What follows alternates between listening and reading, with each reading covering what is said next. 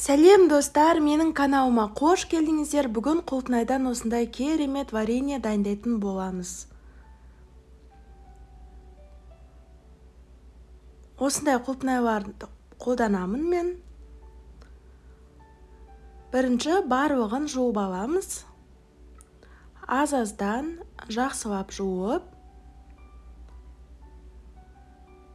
үлкендеу ыдысқа барлығын саламыз.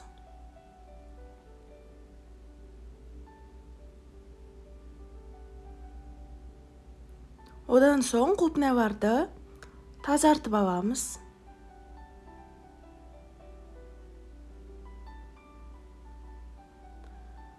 Мінекей, менде 4 кило құлпынай, мен бұған 3 кило шекер қостым. Осы 2 килосын салған кезде бірінші араластырып аламыз. Одан соң үстіне тағы да кішкене шекер қосып,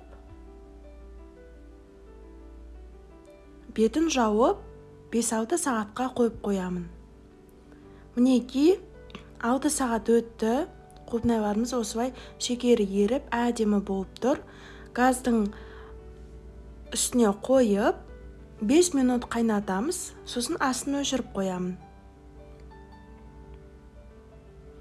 Одан соң тағы да астын қосып, газдың 15 минут қайнатып алдым. Осылай қайнағаннан кейін көбіктері шығады.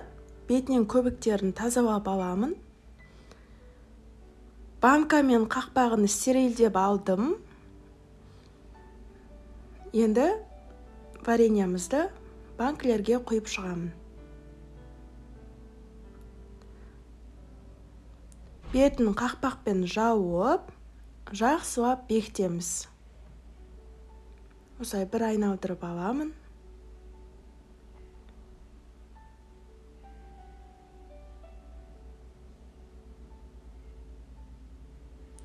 Мінекей осындай өте дәмді, түрі әдемі қып-қызыл болып шықты. Міндетті түрде жасап көріңіздер.